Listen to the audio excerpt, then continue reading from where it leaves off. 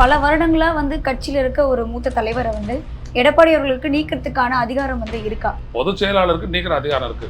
ஆனா எந்த பொதுச் செயலாளருக்கு? நேரடியா தொண்டர்களால் வாக்களித்து தேர்ந்தெடுக்கப்பட்ட பொதுச் செயலாளருக்கு தான் அது இருக்கே ஒழிய இவர் பொதுக்குழுவால் தேர்ந்தெடுக்கப்பட்ட ஒரு தொண்டர்களால் ஓட்டு போட்டு கிடையாது. இவர் எழுப்பிய கேள்வி என்ன? ஏன் இவங்களை எல்லாம் சேர்க்கக்கூடாது, ஏன் கட்சியை பலப்படுத்தக்கூடாது? அதானே. கட்சி பலவீனமா இருக்குது, அதுக்கு என்ன பொருள்? 7 இடத்துல டெபாசிட் போச்சு. இவரையும் நீக்குவதன் மூலம் தன்னுடைய தலைமையை எதிர்ப்பவர்கள் யாருக்கும் அதிமுகவில் இடம் இல்லை. இது அதிமுகவினுடைய கூட இருக்கக்கூடிய நிர்வாகிகள் எல்லாரும் ஏத்துக்குவாங்க. ஏன்னா அவங்களாம் அவரோட இருக்காங்க. அதிமுக அவருடைய தொண்டர்கள் ஏத்துக்குவாங்களா? எடப்பாடி பழனிசாமியுடைய முடிவுகளை நாங்க ஒத்துக்கல அப்படின்றதுக்கு அத்தாட்சி என்ன அப்படின்னா, இரட்டையில நின்ற வேட்பாளர்களை விட அதை எதிர்த்து நின்ற அண்ணா திராவிட முன்னேற்ற கழகத்தினுடைய இவங்க நீக்கப்பட்ட வேட்பாளர்கள் அதிகமான ஓட்டுகளை பெற்று அதிமுக டெபாசிட் இருந்தது காரணம். கொள்கை கோட்பாடு அப்படின்றதுலாம் யார் பின்தங்கி இருக்கிறது அப்படின்னா எடப்பாடி பழனிசாமி தான். அவர் தான் அதிமுகவுக்கு ஒரு பெரிய ஆபத்தாவே 43% இருந்தது 21% ஆச்சு. பாதிக்கு குறைஞ்சு போச்சு. இது திமுகவுக்கு அட்வான்டேஜா டிஸ்அட்வான்டேஜா? ஓபிஎஸ் என்ன சொல்றாரு? எதிர்கட்சிகள்லாம் பிரிஞ்சு கிடக்கும் போது மீண்டும் திமுக தான் ஆட்சிக்கு வரும். அப்போ அடிப்படையிலே என்ன அப்படின்னா, எடப்பாடி பழனிசாமி அவர்கள் அண்ணா திராவிட முன்னேற்ற கழகத்தினுடைய பொதுச் செயலாளர் தன்னை தக்க வைத்துக் கொள்ள தொடர்ந்து அந்த கட்சியை பழி வாங்குகிறார். செங்கோட்டை என்ன பண்றாரு அப்படின்னா, அவங்களோட கைகோத்து புதிய அணியை உருவாக்கி அந்த அணியை எடுத்துட்டு போயிட்டு என்டிஏல சேர்ந்துருவாங்க, இல்ல விஜயோட சேருவாங்க. இவங்களுக்கு இன்னொரு ஓட்டு பேங்க் நல்லா உதவிச்சுன்னு வச்சுக்கோங்க. இப்போ 50-60 இடம் கூட ஜெயிச்சிடலாம். புரியுதுங்களா? ஆனா அது யாரை பாதிக்கும்? அதிமுக. இதுல அதிமுகல மேலும் இன்னும் நிறைய சர்ப்ரைஸ் நடக்கிறதுக்கான வாய்ப்புகள் இருக்கு. சசிகலா அவர்கள் சமீபத்தில் சொல்லியிருந்தாங்க, எல்லாரும் ஒன்னா சேரணும், அதிமுக பலமா எந்த சக்தியா மாறணும் அப்படிதான் சொல்லிட்டு இருந்தாங்க. ஆனா பெசாத இருந்தாங்க.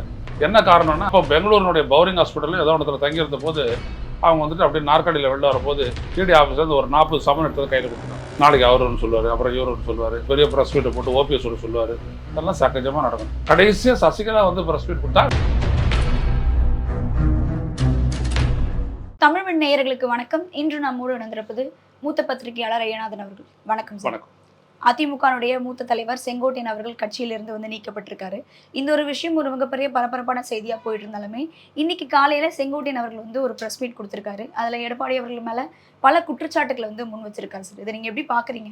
செங்கோட்டையன் கட்சியினுடைய அடிப்படை உறுப்பினர்ல இருந்து நீக்கி இருக்கிறார். ஏற்கனவே அவர்கிட்ட இந்த பொறுப்புகள் எல்லாம் அவர் பறிச்சுட்டாரு. அவர் ஒரு உறுப்பினராக பட்டிருந்தார். இப்போ உறுப்பினர் பொறுப்புல இருந்து அவர் நீக்கிருக்காரு, அதை கட்சியை விட்டு நீக்கிருக்காரு.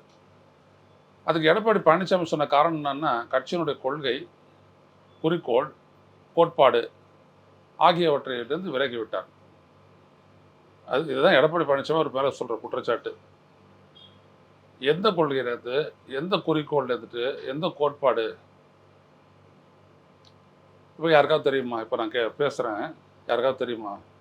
செங்கோட்டையன் அந்த கட்சியில் நீண்ட கால உறுப்பினர். அந்த கட்சியிலேயே அதிகமான முறை சட்டப்பேரவைக்கு தேர்ந்தெடுக்கப்பட்டவர். அந்த கட்சியினுடைய முதல் பொருளாளர், எம்ஜிஆர் நியமிக்கப்பட்ட பொருளாளர். அந்த கட்சியினுடைய நீண்டகால உறுப்பினர், பல முறை அமைச்சராக இருந்தவர். எல்லாம் தெரியும். எந்த இடத்துல ஒரு கோட்பாடு அப்படின்னு இருக்குல்ல, என்ன கோட்பாடு? அதிமுகனுடைய கோட்பாடு என்ன? திமுக எதிர்ப்பு, திமுக ஒரு தீய சக்தி, திமுக ஆட்சியை விட்டு கிடப்போம். அதானே எம்ஜிஆர்லேருந்து அதான் சொல்லிட்டு வரீங்க. தவிர வேறு எதுவுமே கிடையாது. இது 3 தானே உங்களுக்கு திமுக ஒரு தீய சக்தி, திமுகவை ஆட்சி இருக்கக்கூடாது, திமுகவை நீக்குவோம், இதுதானே சொல்லிட்டு இருக்கிறீங்க. இதில் அவர் எந்த இடத்துல மாறி போட்டார்? ஒன்றும் கிடையாது. அப்போது நீங்கள் ஒரு கொள்கை ரீதியான ஒரு கட்சியாக இருந்ததுன்னா நீங்கள் கொள்கை, கோட்பாடு, குறிக்கோள் இதெல்லாம் பற்றி பேசலாம். உங்களுக்கு அப்படிலாம் எதுவுமே கிடையாது. முதல்ல சரி, அவருக்கு விளக்கம் கேட்டிங்களா? மூத்த உறுப்பினர் அவரை நம்ம கட்சியை விட்டு நீக்கிறோமே, நாளைக்கு கேட்பாங்களே, வரலாற்றில் இதெல்லாம் பதிவாகுமே, அதிமுக அழிஞ்சிச்சுன்னா ஏன் அழிஞ்சிச்சு அப்படின்னு வரும்போது இதெல்லாம் பதிவாகுமே. அவர்கிட்ட ஒரு கேள்வி கேட்போம், அவர் விளக்கம் அளிக்கட்டும், விளக்கம் அளிச்ச உடனே நடவடிக்கை எடுப்போம். அதெல்லாம் எதுவுமே கிடையாது. நான் பொதுச் செயலாளர், நான் உன்னை நீக்கிறேன் கேட்டால் இதுதான் அதிமுக பொதுச் செயலாளர் இருக்கக்கூடிய உரிமை, அதிகாரம் அப்படின்னு அவர் சொல்லுவார். ஆமாம், செல்வி ஜெயலலிதா கூட அப்படி தான் நினச்சாருன்னா கத்தரை எழுந்து ஒரு 6 மணிக்கெல்லாம் கட்டம் கட்டிடுவாங்க.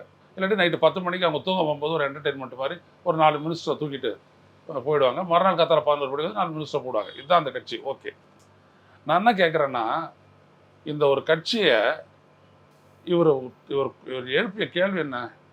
ஏன் இவங்களை எல்லாம் சேர்க்கக்கூடாது, ஏன் கட்சியை பலப்படுத்தக்கூடாது? அதானே. அப்போ 2 விஷயம் வருது. ஒன்று, ஏன் சேர்க்கலை அப்படின்றதுக்கான காரணத்தை ஒரு சொன்னேன். ஏன்னா ஒரு துரோகின்னு எல்லாரும். ஓகே, காரணம் சொல்லியாச்சு. கட்சி பலவீனமாக இருக்குது, இதுக்கு என்ன பொருள்? 7 இடத்துல டெபாசிட் போச்சு, இதுக்கு என்ன பதில்? எதுவுமே கிடையாது. அப்போ எடப்பாடி பழனிசாமி செய்யக்கூடிய ஒரு காரியம் என்னன்னா, இவரையும் நீக்குவதன் மூலம் தன்னுடைய தலைமையை எதிர்ப்பவர்கள் யாருக்கும் அதிமுகவில் இடம் இல்லை அப்படின்றத அவர் காட்டுறாரு. இது அதிமுகவினுடைய கூட இருக்கக்கூடிய நிர்வாகிகள் எல்லாரும் ஏற்றுக்குவாங்க. ஏன்னா அவங்களாம் அவரோட இருக்காங்க. அதிமுக அவருடைய தொண்டர்கள் ஏற்றுக்குவாங்களா? இதுதான் பெரிய கேள்வி.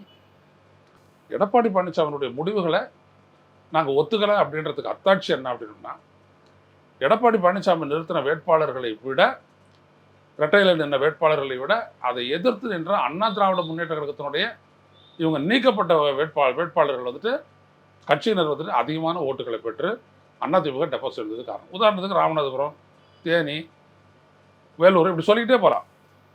அப்போது கொள்கை கோட்பாடு அப்படின்றதுலாம் வந்துட்டு யார் வந்துட்டு பின்தங்கி இருக்கிறது அப்படின்னோம்னா எடப்பாடி பழனிசாமி தான். அவர் தான் அதிமுகவுக்கு ஒரு பெரிய ஆபத்தாகவே இருக்கார். இது அதிமுக அப்படின்ற ஒற்றை கட்சியினுடைய கோணத்திலிருந்து நான் சொல்கிறேன் இதை. இப்போ உங்களுடைய கட்சியில் நீங்கள் வந்ததுக்கு அப்புறம் 10 தோல்வி பழனிசாமின்னு ஏன் சொல்கிறாங்க உங்களை? எதுலையுமே ஜெயிச்சதில்லை. சார் ஜெயலலிதா இறக்கும் போது 42%, 42.6% அதிமுக வாக்கு வங்கி 2016. அதுக்கப்புறம் சட்டப்பேரவை தேர்தல், அடுத்த சட்டப்பேரவை தேர்தலுக்கு வரும்போது பார்த்தீங்கன்னா இவங்களுடைய வாக்கு சதவீதம் 33% ஆகுது. அடுத்தபடியாக நடக்கிற உள்ளாட்சி தேர்தலில் நீங்கள் பார்த்தீங்கன்னா அது 28% ஆகுது. கடைசி நடந்த மக்களவை தேர்தலில் பார்த்தீங்க அப்படின்னா அது 21% ஆயிடுச்சு. இப்போ இவருடைய நடவடிக்கைகள் எந்த இடத்துல வந்துட்டு அதிமுக பலப்படுத்திருக்குது? இந்த இடத்துல தான் செங்கோட்டையன் என்ன சொல்கிறாரு, உங்களுடைய கட்சி இந்த கட்சியை பலப்படுத்தணும்னா வெளியில் போயிட்டவங்க அவங்கள எல்லாம் வந்துட்டு உள்ளே எடுத்துக்கங்க. ஓபிஎஸ்ஸாக இருக்கட்டும், டிடிவியாக இருக்கட்டும், யாராக இருந்தாலும் உள்ளே எடுத்துக்கங்க, கூட்டிட்டு கட்சியை பலப்படுத்துகின்றார். இது அவரும் ஒத்துக்கலை. இதை சொன்ன இவர் இந்த காரணத்துக்கு பதில் சொல்லணும்ல, அதுவும் சொல்லலை. அட்லீஸ்ட் கட்சியினுடைய வழிமுறைகள் விதிமுறைகளை மீறிட்டீங்க அப்படின்னு ஒழுங்கு நடவடிக்கை எடுக்கிறாருன்னா அதுவும் கிடையாது. ஏன்னா ஒழுங்கு நடவடிக்கை எடுக்கிறதுனா விளக்கம் கேட்கணும். அப்போது ஒன்று. ரெண்டாவது விஷயம் என்னென்னா, இந்த கட்சி கொள்கை கோட்பாடு மூணுத்துக்குமே வந்துட்டு ஒன்றே ஒன்று தான், திமுக எதிர்ப்புன்றது தான் நான் சொன்னேன். அப்போ திமுக தோற்கடிக்கணும்ல. திமுகவை தோற்கடிக்கிற போனால் அதிமுகவுக்கு யாரால் இல்லாத போச்சு? எடப்பாடி பழனிசாமியோட நடவடிக்கை. அப்போ இவர் திமுகவை தோற்கடிக்க நினைக்கிறாரா, திமுகவுக்கு வெற்றிக்கு உதவுறாரா? நல்ல கவனிங்க. 43% இருந்தது 21% ஆச்சு. பாதிக்கு பாதியாக குறைஞ்சி போச்சு. இது திமுகவுக்கு அட்வான்டேஜா டிஸ்அட்வான்டேஜா? அப்போ உள்ளபடியே பழனிசாமி என்ன பண்ணிட்டு இருக்காருன்னா, திமுக இன்னைக்கு பலம் வாய்ந்த ஒரு சக்தியாக இருக்கிறதுக்கு காரணம் அதிமுக பலமிழந்த பலவீனமான ஒரு எதிர்கட்சியாக இருக்கிறது தான் காரணம். முடிஞ்சு போச்சு. இப்போ நீங்கள் எப்படி மற்றவங்களை குறை சொல்ல முடியும்?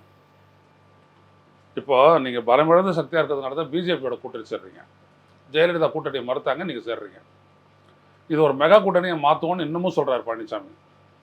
விஜயை பற்றி பேசுகிறாரு.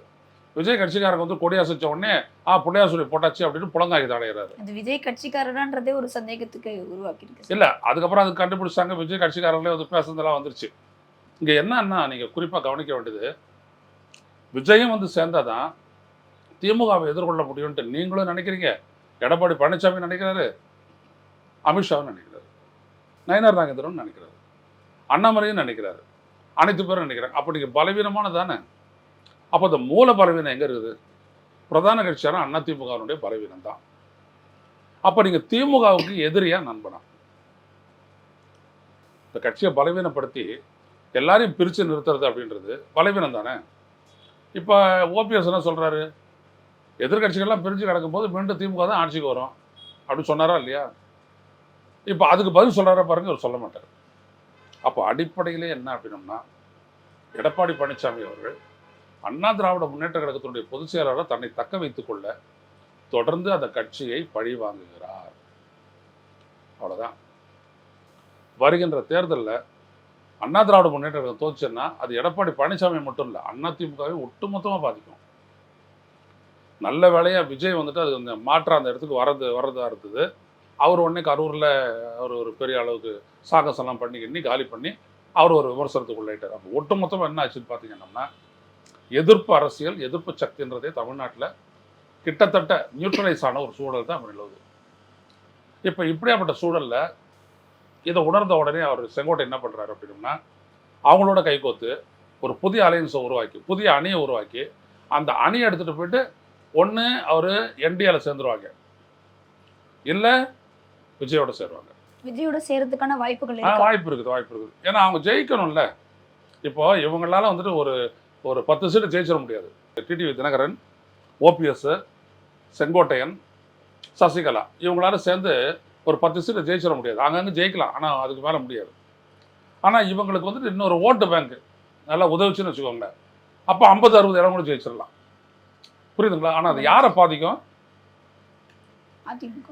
எடப்பாடி பழனிசாமியினுடைய அதிமுக தான் பாதிக்கும். அப்போ இது வரைக்கும் எடப்பாடி பழனிசாமி செஞ்சது எல்லாமே பார்த்தீங்கன்னா ப்ரோ டிஎம்கே, ஆன்டி ஏடிஎம்கே. கன்க்ளூஷனுக்கு எனக்கு ரொம்ப சிம்பிளாக வந்துடலாம். இதனால தான் அதிமுக தொண்டர்கள் என்ன பண்ணுறாங்க அப்படின்னா, எடப்பாடி பழனிசாமியுடைய முடிவுகளை ஏற்பதில்லை. இவர் சொல்கிறாரு பட்டாசு வெடிக்க சொல்லி எல்லா இடத்துலையும் பட்டாசு வெடிக்கிறாங்க. அதை எடுத்துகிட்டு போயிட்டு ஒரு 500 ரூபா கொடுத்தீங்க அப்படின்னோம்னா 5 சர வெடி கொடுக்க போகிறாங்க, நடு ரோட்டில் கொளுத்திடலாம். இதனால் முடிவுகள் மாறிடுமா? அப்போது ஒரு எதிர்க்கட்சியை வந்துட்டு பலமிழக்க செய்யக்கூடிய எல்லா நடவடிக்கையும் வந்துட்டு எடப்பாடி பழனிசாமி எடுத்துட்டார். இன்னும் தொடர்ந்து எடுப்பார் அவர். ஏன்னா இவர் வந்துட்டு செங்கோட்டையன் மீது மட்டும் நடவடிக்கை எடுக்கல, செங்கோட்டையனுடைய ஆதரவாளர்கள் மீதையும் கட்சியுடைய பொறுப்புகளை நீக்கிட்டார். அவர் கோபிச்செட்டிப்பாளையம் மட்டும் இல்லை, மொத்தம் ஈரோடு, சேலம் 2 இடத்துலையும் அவர் செல்வாக்கு உள்ளவர். அப்போ அவர் வாங்குற ஓட்டு இவங்களுக்கு மைனஸ் தானே. ஸோ எடப்பாடி பழனிசாமி வந்துட்டு உதவுறாரு எல்லாருக்கும், அதிமுகவை அழிக்கிறார். இதுதான் நடக்குது. சரி, பல வருடங்களா வந்து கட்சியில் இருக்க ஒரு மூத்த தலைவரை வந்து எடப்பாடி அவர்களுக்கு நீக்கிறதுக்கான அதிகாரம் வந்து இருக்கா? ஏன்னா வந்து அவரை நீக்கிறதுக்கான டிஸ்கஷன் வந்து பாஜக கிட்ட கேட்டதாகவும் வந்து சொல்லப்படுது இல்லை சார்? இல்லை, அது பாஜகவை கேட்குறாங்கல்ல, பொதுச் செயலாளருக்கு நீக்கிற அதிகாரம் இருக்குது. ஆனால் எந்த பொதுச் செயலாளருக்கு? நேரடியாக தொண்டர்களால் வாக்களித்து தேர்ந்தெடுக்கப்பட்ட பொதுச் செயலாளருக்கு தான் அது இருக்கே ஒழிய, இவர் பொதுக்குழுவால் தேர்ந்தெடுக்கப்பட்ட ஒரு தொண்டர்களால் ஓட்டு போட்டு கிடையாது. நிரந்தர பொதுச் செயலாளர் இல்லைன்னு சொல்லிட்டு செங்கோட்டையன் அவர்கள் ஆமாம் சொல்லியிருக்காரு. அதனால வந்துட்டு பார்த்தீங்கன்னா நீக்கிறதுக்கு ஒரு அதிகாரம் இருக்குது அப்படின்னா பொதுச் செயலாளராக அவர் தொண்டர்களாக தேர்ந்தெடுக்கப்பட்ட பொதுச் செயலாளராக இருந்தால் தான். ஆனால் இந்த நாட்டில் கோர்ட்டுங்க எப்படி தீர்ப்பு சொல்லணும்னு யாருக்குமே தெரியாது. புரியுதுங்களா? ஏன்னா குற்றச்சாட்டுகள் வந்து இப்போ மாறி மாறி வந்திருக்கு. என்னன்னா இப்போ அவர் எடப்பாடி அவர்கள் என்ன சொல்றேன்னா, குற்றச்சாட்டு வந்துட்டு ஒரு விஷயமா நான் என்ன சொல்ல வரேன்னா, ஒரு கட்சியை பற்றிய ஒரு எண்ணம், ஒரு இம்ப்ரெஷன் அந்த கட்சியுடைய தொண்டனுக்கு ஏற்படும். அவன் தானே வேலை செய்யணும். பூத்தில் அவன் தானே உட்கார போகிறான். அவன் தான் வந்துட்டு தெருத்தரவாக போக போகிறாங்க. எம்எல்ஏவுக்கு நிறுத்த போகும்போது அதிமுக கேண்டிடேட்டோட ஒரு 200-300 பேர் போவாங்க. ஒரு 100 பேராவது கட்சிக்காரனாக இருப்பான், ஒரு 200 பேர் வந்துட்டு சாப்பாடு போட்டு கூடையை வச்சுக்கிட்டு இருப்பாங்க. இந்த பிரச்சாரத்துக்கு கூடையை மட்டும் அரைச்சிட்டு போவாங்க. அவங்க காத்தாலம் ஃபுல்லாக அதிமுக செய்வாங்க, மத்தியானம் ஃபுல்லாக திமுக செய்வாங்க. அப்படி அவங்க சேவை செய்கிற கூட்டம் ஒன்று இருக்குது, அவங்க செய்வாங்க. ஆனால் இந்த 100 பேரை வந்துட்டு நீங்கள் வந்துட்டு இம்ப்ரெஸ் பண்ணணும். அப்போ தான் உழைப்பான். இல்லாட்டி ஒரு வண்டியில் ஏறிக்கிட்டு அப்படியே கூப்பிட்டு போக வேண்டியது தான். முன்னாடி ஒரு 4 பைக்கு, பின்னாடி ஒரு 4 பைக்கு வச்சுட்டு கூப்பிட்டு போக வேண்டியது தான். வாக்கு விடாது. ரெண்டாவது, வாக்காளர்களை வந்துட்டு பூத்துக்கு கொண்டு வருவாங்க, ஓட்டு போகிற இடத்துக்கு, வாக்குச்சாவடிக்கு. அது வந்துட்டு நடக்காது. அப்போது எந்த இடத்துல எல்லாமே பாதிக்கணும்னா, இந்த தொண்டனுடைய மனநிலையை பாதிச்சுது அப்படின்னோம்னா அது கட்சியை பாதிக்குது. ஸோ செங்கோட்டையன் போன்ற தொண்டனோட நெருக்கமாக இருக்கிறவனை நீங்கள் நீக்கிறீங்க அப்படின்னோம்னா அதே உணர்வுள்ள எல்லாருக்கும், எம்ஜிஆர் காலத்துலேருந்து இருக்கிற ஒரு ஆளை ஒரு பாட்டு தூக்கி போட்டு போயிட்டாரு, என்ன பொதுச் செயலாளர் அப்படி சொல்லிட்டானா அவன் வேலை செய்ய மாட்டான், விட்டுருவான். அப்போ நீங்கள் என்ன பண்ணுவீங்க? இதுதான் எடப்பாடி பழனிசாமி அண்ணா திராவிட முன்னேற்ற கழகத்தை பலப்படுத்திருக்கக்கூடிய நிலைமை. எடப்பாடி அவர்கள் வந்து செங்கோட்டையன் அவர்களுக்கு அமைச்சர் பதவியை மறுபடியும் பரிந்துரை பண்ணதே நான் தான். ஆனால் செங்கோட்டையன் அவர்கள் வந்து மறுபடியும் இந்த பக்கம் வைக்கிற ஒரு குற்றச்சாட்டு, அவரை முதலமைச்சருக்காக பரிந்துரை பண்ணது நான், ஆனால் என்னையை வந்து கட்சியிலிருந்து நீக்கிட்டாருன்ற மாதிரியும். எடப்பாடி பழனிசாமி நாங்களாம் நீண்ட காலமாக அரசியலில் இருக்கிறோம். நீங்கள் நீண்ட காலம் அரசியல் இருக்கீங்கல்ல, எத்தனை வருஷமா தெரியும் தமிழ்நாடு அரசியல்? காலேஜ் படிக்கிறதுலேருந்து தெரியும். எடப்பாடி பழனிசாமின்ற ஒரு நபரை எம்ஜிஆர் இறந்து முதல் ஆகிறதுக்கு முன்னாடி உங்களுக்கு தெரியும். அவர் என்ன மந்திரியாக இருந்தார் தெரியுமா உங்களுக்கு? உள்ளபடியே பார்த்தீங்கன்னா ஜெயலலிதாவுக்கு ஒரு 4 பேர் துரோகம் பண்ணாங்க. இதை நான் பல வருஷம் பதிவு பண்ணியிருக்கேன், இப்போன்னு சொல்கிறேன். ஜெயலலிதாவுக்கு எதிராக நடவடிக்கை எடுக்கணும் 2016 தேர்தலுக்கு முன்னாடி. ஒன்று ஓபிஎஸ், இன்னொருத்தர் இபிஎஸ், இன்னொருத்தர் வைத்தலிங்கம், இன்னொருத்தர் நத்தம் விஸ்வநாதன். இவங்க 4 பேர் தனியாக கூட்டம் போட்டு சசிகலா வந்துட்டு பவர்ஃபுல்லாக கொண்டு வர பார்க்குறாங்க ஜெயலலிதா. இப்போவே நம்ம அவங்களுக்கு எதிராக வந்துட்டு ஒரு ரெபல்லியன், ஒரு எதிர்ப்பு இயக்கத்தை கொண்டு வரணும் அப்படின்னோடனே அது அப்படியே உளவுத்துறை உங்களுக்கு சொல்லிடுச்சு. அப்போ உளவுத்துறை வந்து சொன்ன போது ஜெயலலிதா கடுமையான நடவடிக்கை எடுக்க போயிட்டாங்க. இந்த 4 பேர் மேலேயும் ஓபிஎஸ் ஆட்களினுடைய பதவிகள் எல்லாம் பறிச்சிட்டாங்க. தேனி மாவட்டம், கம்பம், அந்த பகுதியில் எல்லாம் வந்துட்டு பார்த்தீங்கன்னா பதவி பிரிச்சிட்டாங்க. இன்னொரு பக்கத்தில் பார்த்தீங்கன்னா நத்த விஸ்வநாதனுடைய அவர் சேர்த்து வச்சுற ஊழலில் அடிச்சு வச்ச துட்டெல்லாம் கொண்டாந்து வை அப்படின்னு சொல்லிட்டு அவர் எல்லாத்தையும் எடுத்து வந்துட்டாரு. இதை தெரிஞ்சுக்கிட்டு ஐடி வந்துட்டு இன்கம் டேக்ஸ் அவர் மேலே ரைடு பண்ணாங்க. எதுவுமே இல்லை, எல்லாம் ட்ரான்ஸ்ஃபர் ஆயிடுச்சு போயஸ் தோட்டத்துக்கு. வைத்தியலிங்கம் என்ன சொல்லிட்டாருன்னா, அவங்க என்ன பேசுகிறாங்கன்றதை நான் தெரிஞ்சுக்கிட்டு உங்ககிட்ட சொல்கிறதுக்கு ஆமாம் போனேன் அப்படின்னு சொல்லிட்டு அவர் எஸ்கேப் ஆயிட்டார். இந்த எடப்பாடி பழனிசாமியை வந்துட்டு என்ன பண்ணிட்டாங்க சசிகலா, நான் தான் அனுப்பி வச்சேன்னு சொல்லி காப்பாற்றிட்டாங்க. இல்லாட்டி அன்னைக்கே எடப்பாடி பழனிசாமிக்கும் வைத்தியலிங்கத்துக்கும் சங்கு. இப்போ 2 பேரும் 2 இடத்துல இருக்காங்க. இதுதான் உண்மை. தமிழ்நாடு காவல்துறைக்கு இது நல்லா தெரியும். ஆனால் இதை பெருசாக ஊடகங்களும் பத்திரிகையில் போடல, விவாதிக்கவும் இல்லை. நம்ம ஊடகங்கள் ஒரு மாதிரி எங்கள் ஜெயலலிதா கோவப்பட்டு அதை பண்ணிவிட்டு ஆளுகள் அனுப்பி விட்ருவாள் அப்படின்றது பயந்துட்டு ஒன்றும் பண்ணல. ஆனால் செங்கோட்டையன் மீது இந்த மாதிரி ஏதாவது குற்றச்சாட்டு இருக்கா? அப்படி இல்லவே இல்லை. ஒரு முறை நீக்கினாங்க, அப்புறம் வந்துட்டார். செங்கோட்டையன் அந்த மாதிரி யாருக்கு எதிராக சதி பண்ணுற அளவுக்குலாம் அவருக்கு கிடையாது. அவருடைய மனநிலை அப்படிப்பட்ட செங்கோட்டையன் வந்து பி டீம் அப்படின்னு எடப்பாடி அவர்கள் இல்லை. உள்ளபடியே பார்த்தீங்கன்னா B team, A team, C team, D team அதெல்லாம் இருக்கட்டும். எடப்பாடி பழனிசாமி தான் திமுகவுக்கு பிடிச்ச தலைவரே. சொல்ல மாட்டாங்க உள்ளெல்லாம் அவர் தான் எதிரி அப்படி சொல்லுவாங்களே ஒழிய, அவர் மாதிரி ஒரு சிறந்த தலைவர் எப்படி பிஜேபி ஒரு சிறந்த கட்சிக்கு என்ன அப்படி ரொம்ப ஆர்என் ரவி வந்துட்டு எவ்வளோ ரொம்ப நல்லவர் அப்படி சொல்கிறாங்க இல்லையா, அதே மாதிரி உள்ளபடியே பார்த்தீங்கன்னா இவர் தான். ஸ்டாலின் கூட என்னோட மாற்றிலாம் ரியாக்ஷன் கொடுக்குறாரு. நான் மட்டும் ஸ்டாலின் முதல்ல இருந்தவொன்னா, வாழ்க எடப்பாடி அவர்களே, உங்களுடைய பிறந்தநாள் நீங்கள் நீடு வாழ்க, அதிமுக பொதுச் செயலராக நீங்கள் காடுள்ள வரையும் கடல் நீருள்ள வரையும் நீங்கள் தொடர வேண்டும், ஏன்னா என் கட்சி அப்போ தான் ஆட்சியில் இருக்கும் அப்படின்னு நான் சொல்லிடுவேன், போட்டு கொடுத்துருவேன். அவ்வளோ தூரம் அவர் பண்ணிட்டு இருக்காரு அதிமுகவுக்கு.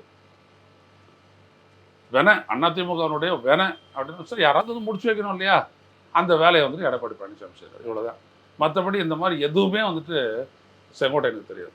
துரோகத்துடைய நோபல் பரிசு கொடுக்கணும் அப்படின்னா அது கண்டிப்பா எடப்பாடி அவர்களுக்கு தான் கொடுக்கணும் அப்படின்ற மாதிரியும் செங்கோட்டையன் அவர்கள் வந்து அதெல்லாம் விட்டுருங்க. அதெல்லாம் அவங்களுடைய அரசியல் அதை விட்டுருங்க. நம்மளுடைய அப்சர்வேஷன் முழுக்க நம்ம கேட்குற கேள்வி இதுதான். செல்வி ஜெயலலிதா இருந்தபோது 43%. இன்னைய நிலையில் நீ செங்கோட்டையனை தூக்கி போடும்போது உனக்கு 20%. அதுக்கும் கேடியா தெரியாது.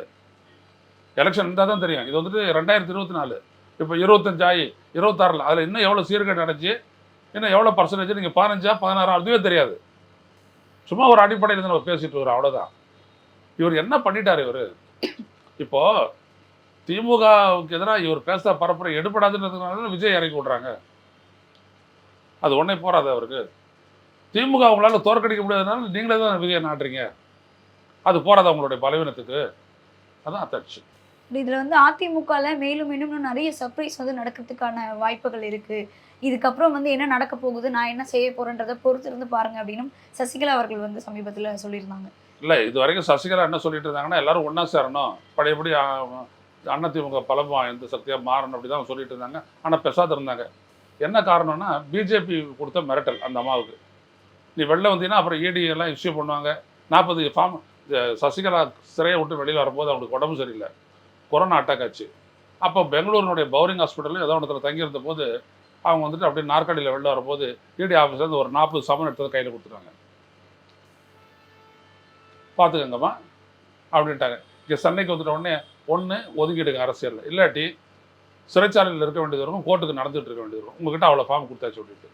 அதுக்கப்புறம் தான் அவங்க வந்துட்டு, நான் 12ஆம் தேதி எனக்கு நல்லா நினப்பு இருக்குது, தேர்தலுக்கு முன்னாடி நான் இதுக்கு மேலே அரசியலில் ஈடுபட மாட்டேன்னு சொல்லிட்டு இந்த அம்மா அறிக்கை கொடுத்துட்டாங்க. ஸோ மறுபடியும் அவங்க ஆக்டிவாக வரணும்னா, உள்ளே வந்து ஆக்டிவாக வந்தாங்கன்னா எஃபெக்டிவாக இருக்கும். ஆக்டிவாக வரணும் அப்படின்னா பிஜேபியோட சிக்னல் அந்த அம்மாவுக்கு தேவை. ஸோ அதனால் அந்த அம்மா கவுண்ட் பண்ண வேணாம். பிஜேபி சிக்னல் வந்துச்சு அப்படின்னோம்னா எடப்பாடிக்கு எதிராக இறங்குவாங்க. எடப்பாடி ஒத்துக்கவே இல்லை, பிஜேபி எதிர்பார்க்குற அளவு சீட்டு கிட்ட கொடுக்காத ஏதாவது செட்டில்மெண்ட் ஆகி போச்சு அவங்களுக்கு. இதையும் தாண்டி ஏதாவது ஒன்று பிரச்சனை ஆச்சு அப்படின்னோம்னா, கழட்டி விடுற மாதிரி வந்துச்சுன்னா எடப்பாடி ஒன்றுமில்லாத பண்ணுறதுக்கு அப்போ என்ன பண்ணிடுவாங்க, அவங்க சசிகலாவை அவுத்து விட்டுருவாங்க. அப்போ பார்த்தாங்கன்னா அது வேற மாதிரி போயிடும். இப்போ இவங்க 3 பேரும் ஒன்று சேர்த்த காரணம் வந்து பாஜக தானே? யாரு? இல்லை அந்த மாதிரி அதிமுக காலி பண்ணுறதுக்கு எடப்பாடிக்கு யாரும் சொல்லி தர வேணாம், அவரே காலி பண்ணுவார். இதுக்கு அடுத்தடுத்து அதிமுகவுடைய செயல்பாடுகள் எப்படி இருக்குன்னா போகும் நாளுக்கு நாள் இல்லைங்க. ஒரு கட்சி பலவீனம் அடைஞ்சு போயிட்டோம்னு ஒரு கட்சியை, அந்த கட்சியுடைய செயல்பாடு எப்படி இருக்குன்றதுக்கு என்ன இருக்குது கேள்வி. யார் செயல்படுறது அங்கே காத்துட்டு இருக்கிறா? நீங்கள் வண்டியில் எடுத்தாந்து இறக்கி விட்றீங்க, இவர் முன்னாடி இப்படி நின்று பேசிட்டு இருக்காரு, பின்னாடி 1 கிலோமீட்டர் தியானம் இருக்குது. அதுலேருந்து தெரியலையா அது என்ன கூட்டம்ட்டு? ஆனால் நம்மளுக்கு தெரியும் நல்லா, நம்ம நீண்ட கால பத்திரிகையாளர்கள் எங்களுக்கு தெரியும். அதனால் ஒரு கட்சியினுடைய தொண்டன் அந்த கட்சியினுடைய தலைமை எடுக்கக்கூடிய முடிவை ஏற்றுக்கல அப்படின்னோம்னா அந்த கட்சியினுடைய செயல்பாடு ஒரு தேக்க நிலைக்கு வந்துடும். போக போக வந்து எடப்பாடி அவர்களே வந்து அதிமுக இருந்து நீக்கப்படுவாரான்ற ஒரு கேள்வியும் வந்து இப்போ எழுப்பப்படுது சார். தமாஷான கேள்வி, அதெல்லாம் வேணாம். அதனால் நான் பதில் சொல்ல மாட்டேன். எனக்கு தெரிஞ்சதை நான் சொல்லிட்டேன். பலவீனம் அடையும், இன்னும் நல்லா பலவீனம் அடையும். ஏன் நான் விஜய் ஆதரிச்சது கூட கொஞ்ச நாள் காரணம் என்ன அப்படின்னோம்னா, அதிமுக அழிஞ்சு அந்த இடத்துல பிஜேபி வந்துடும். அந்த இடத்துக்கு அதுக்கு ஒரு தமிழர் கட்சி வந்துட்டு வேண்டதாக தான் நான் விஜய் ஆதரித்தேன். இதுதான் உண்மை. விஜய் ஆதரிச்சதும் விஜயனுடைய தொண்டர்கள் வந்துட்டு அந்த இடத்த ஃபில்லப் பண்ணிட்டு திமுகவுக்கு எதிரான கட்சி தாவேக்காவாக வரட்டும், ஒரு தமிழர் கட்சி வரட்டும்.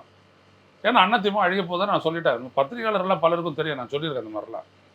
அதனால் அவ்வளவுதான். அவர் மிதமிஞ்சிய திமிரில் போகிற எல்லாருமே அழிஞ்சுடுவாங்க. இப்போ விஜய் பண்ணல, போலீஸ் ஏதாவது சொன்னால் அப்படி தான் செய்யணுமா, நான் மெதுவாக போனால் என்ன பண்ணுவீங்க அப்படின்ற மாதிரிலாம் இருந்தது. கடைசியில் எங்கே போய் முடிஞ்சுது? அப்புறம் போய்ட்டு எல்லார் காலையும் விழுந்துட்டு இருக்காரு. இப்போ விடுறாரு, அழுறாரு, தவிக்கிறாரு, பதறாரு. சரி, இப்போ தாவேகா கட்சி வந்து பாஜக என்டிஏ கூட்டணிக்கு வந்து கிடையாதுன்ற மாதிரியும் ஒரு விஷயம் வந்து சொல்லிட்டாங்க. இப்போ தாவேகா கட்சி அடுத்த என்ன மாதிரி தீர்மானங்கள் எடுப்பாங்க? ஏன்னா அடுத்தடுத்து பொதுக்குழு கூட்டம் வந்து நடக்கும். பொதுக்குழு 5ஆம் தேதி நடக்குது.